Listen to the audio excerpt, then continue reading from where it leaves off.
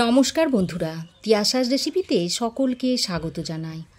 আজ আমি আপনাদের সঙ্গে শেয়ার করতে এসেছি একেবারে নরম তুলতুলে নানপুরির একটা রেসিপি। ইস্ট ছাড়া আমি এটা একেবারে অনুষ্ঠান বাড়ির মতো করে আপনাদের বানিয়ে দেখাবো, আর খুবই সহজভাবে এটা আপনাদের বানিয়ে দেখাবো। আশা করছি আপনাদের ভালো লাগবে। ভেজ নন ভেজ যে কোনো আইটেমের সঙ্গে কিন্তু এই নানপুরিটা খেতে ভীষণই ভালো লাগে। আসুন তাহলে দেখে নেওয়া যাক একদম নরম তুলতুলে ইস্ট ছাড়া অনুষ্ঠান বাড়ির মতো পারফেক্ট নানপুরি বাড়িতে কিভাবে বানিয়ে নেওয়া যায়। নানপুরি বানানোর জন্য এখানে নিয়েছি রুম টেম্পারেচারে থাকা 1 বাটি টক দই। একটা বড় বাটির মধ্যে আমি এই টক দইটাকে ঢেলে নিলাম। বাড়িতে যে সাধারণ বাটি থাকে তাতে মেপে আমি সব উপকরণগুলো নিয়ে নিচ্ছি। এখানে দিয়ে দিচ্ছি স্বাদ অনুযায়ী নুন। আমি এখানে ইস্ট ব্যবহার করব না, তার বদলে এখানে দিয়ে দিচ্ছি 1 চামচ বেকিং পাউডার। এটা আমি চা চামচে মেপে দিয়ে দিচ্ছি, আর এই চামচের মাপেই আমি বেকিং সোডাটাও দিয়ে দেব। এবার এই চামচের 1/3 চামচ দিয়ে দিচ্ছি বেকিং সোডা। এবার সব কিছুকে টক দইয়ের সাথে একসাথে মিশিয়ে দিচ্ছি। টক দইয়ের সাথে বেকিং পাউডার ও বেকিং সোডা মেশানোর সাথে সাথে দেখুন বাবলস ক্রিয়েট করছে, তার মানে টক দইটা কিন্তু ফার্মেন্ট হতে শুরু করেছে। এই টক দইয়ের মধ্যে এবার দিয়ে দিচ্ছি 2 চামচ মতো চিনি। চিনিটা কিন্তু অবশ্যই ব্যবহার করবেন। চিনি দেওয়ার কারণে নানপুরিটা মিষ্টি হবে না, কিন্তু নানপুরিটা ফোলার জন্য চিনিটা দেওয়া অবশ্যই দরকার। এবারে দিয়ে দিচ্ছি 2 চামচ মতো সাদা তেল। তারপর আবারও একবার ভালো করে সব কিছু মিশিয়ে নিচ্ছি। আর তেলটা অবশ্যই দেবেন, কারণ তেলটা ময়ান হিসাবে কাজ করে। একটা ছাঁকনিতে আমি নিয়ে নিচ্ছি 1.5 বাটি পরিমাণ ময়দা। যে বাটি মাপ করে আমি টক দইটা নিয়েছিলাম সেই বাটি মাপেই আমি এখানে মোট 3 বাটি মতো ময়দা দিয়ে দেব। প্রথমে 1.5 বাটি মতো ময়দা চেলে নিচ্ছি, এরপর আবারও 1.5 বাটি ময়দা নিয়ে ভালো করে চেলে এর মধ্যে দিয়ে দেব। অর্থাৎ 1 বাটি টক দইয়ের সাথে ময়দা দিয়ে দিচ্ছি 3 বাটি।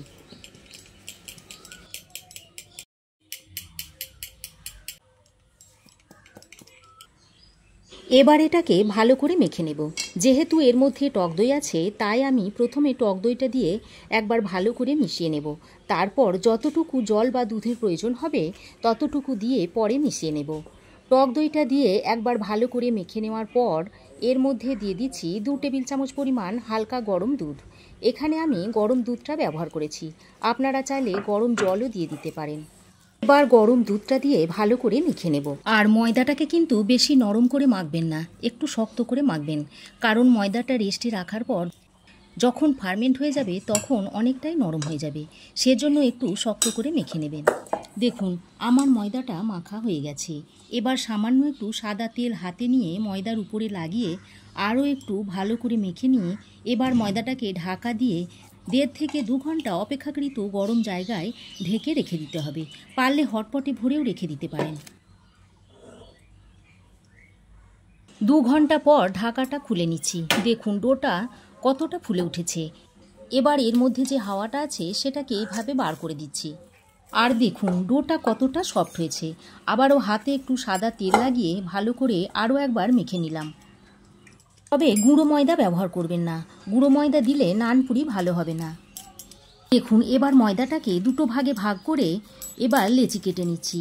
2 লুচি করতে যতটা ময়দা লাগে ঠিক ততটা পরিমাণ লেচি কেটে নিতে হবে, তবে রুটির থেকে একটু কম পরিমাণে লেচি কেটে নিতে হবে।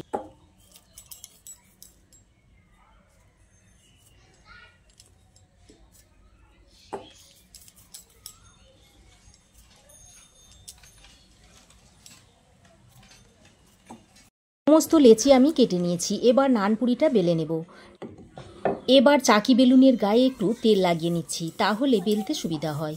যেহেতু এটা খুবই নরম তাই সাদা তেল মাখিয়ে নিলে ভালো হয়।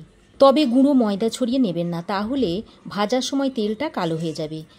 যেভাবে আমরা লুচি বেলি ঠিক সেভাবেই নানপুরিটাকে বেলে নিতে হবে, কিন্তু একটু মোটা করে বেলার চেষ্টা করবেন, কারণ নানপুরি একটু মোটা হয়। দেখুন একটু দেখিয়ে দিচ্ছি কতটা মোটা করে নানপুরিটা আমি বেলেছি। নানপুরিটা বেলার আগে আমি কড়াইতে বেশ খানিকটা রিফাইন্ড অয়েল বা সাদা তেল গরম করতে দিয়েছিলাম।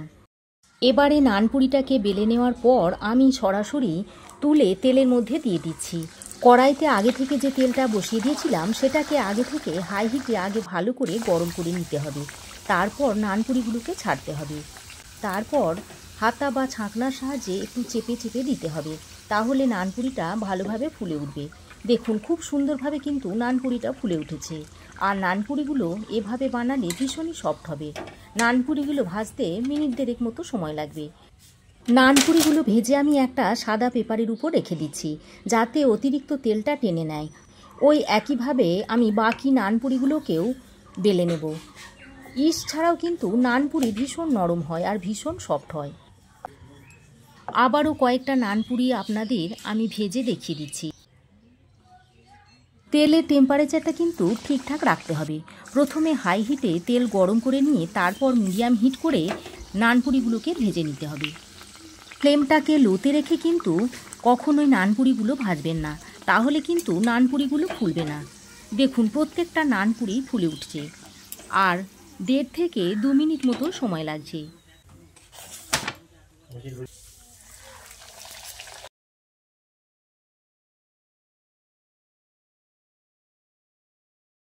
তো দেখুন তৈরি হয়ে গেল ইস্ট ছাড়া একদম নরম তুলতুলে ফুলকো ফুলকো নানপুরি।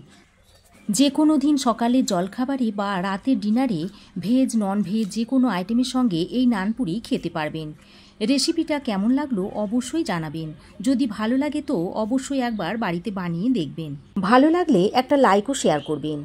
পাশে থাকা বেল আইকনটা অবশ্যই প্রেস করবেন। আর আমার চ্যানেলে নতুন বন্ধু হয়ে থাকলে প্লিজ চ্যানেলটা সাবস্ক্রাইব করার অনুরোধ রইল। আজ এ পর্যন্তই। আবার দেখা হবে নতুন কোনো রেসিপি নিয়ে নেক্সট এপিসোডে।